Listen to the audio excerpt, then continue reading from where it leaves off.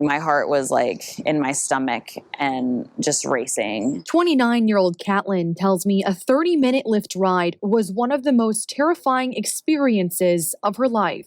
Catlin called a Lyft from her Arlington apartment to get to a party in Northwest DC Saturday evening. She was expecting a routine ride, but says she felt something was wrong. We're entirely going the wrong direction now. I'm supposed to be going left. He's going right. I'm just calling out to him. I'm like, sir, this is actually left, not right. Can you please go this way? Sir, like, he's not answering me. After 30 minutes, she still wasn't there. She got this text from Lyft saying she was not headed towards her destination. She received a link to report the incident and an option to receive a call in 5 minutes, a call she says she never got.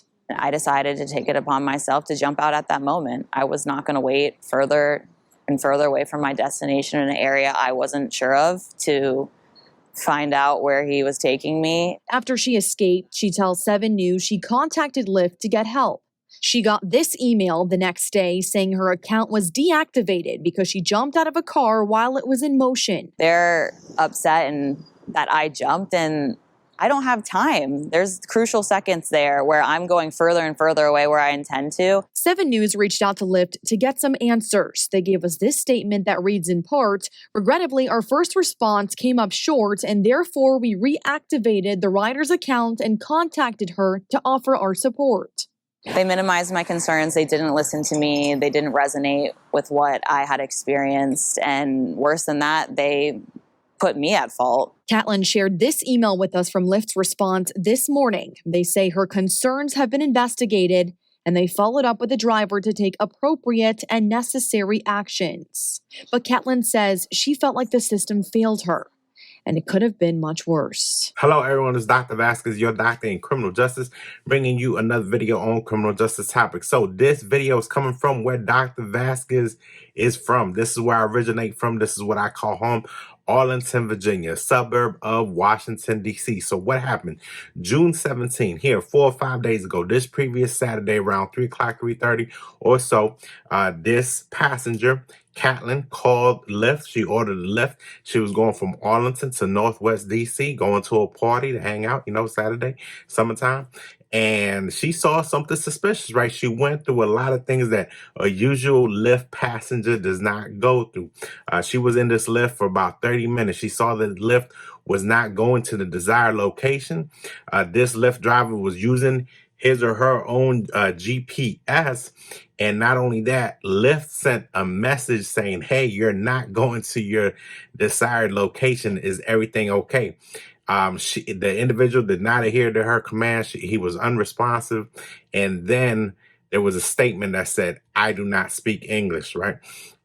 At which time Catlin took all this information in and she made the decision to jump out of the Lyft vehicle while it was moving. All right. So that's where we're at. As always, ladies and gentlemen, I have 3 questions. Well, now I have 4 questions, 4 concerns, 4 things that I want to discuss with you.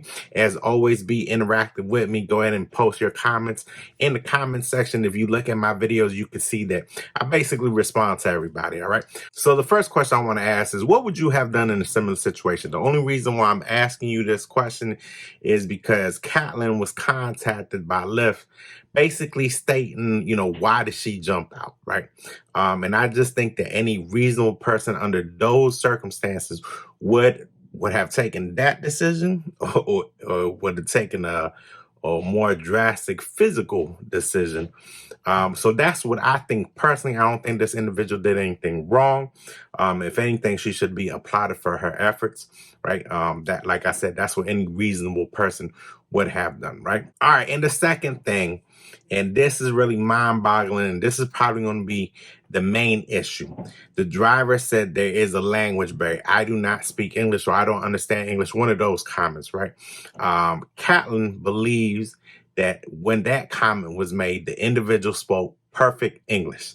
So I want to know from you, do you think this is a story where we could chalk it up to a language barrier, right? We understand that there's language barriers. Or do you think there was malintent, ill will, and this individual was really going to commit a crime? Let me know what you think down in the comments below. All right, and the third question, with these ride share companies, whether that be Uber, whether that be Lyft, I don't know which other ones are out there. I know they're up and coming. What background investigations do you believe should be conducted on these individuals? I know there is a background investigation. I just don't know how in depth. So what requirements, what certifications, what investigations do you think should be conducted on these drivers? And do you think that would even prevent such said situation, right? All right. And the last question that I want to ask you is, do you believe when passengers get order one of these rideshare apps, is the passenger accepting the risk? Mind you, you're jumping to a stranger's vehicle. You're jumping in with a stranger. Does the passenger accept that risk, or is that on the company? For me, I'm gonna have to say yes. If I don't do Uber, I don't do Lyft, I drive. So there has to be a certain level of awareness, a certain level of security. Again, Catlin, her spider senses was up. She saw there was something that just was not correct, and then she took the corrective action. All right, everybody, that's our video for today. Go ahead and be sure to like, subscribe, go ahead and comment down below. As you can see, our community here in criminal justice is growing a lot. We're on all the platforms, so make sure you go ahead and communicate with us. All right, everybody, that's your video for today. Thank you so much.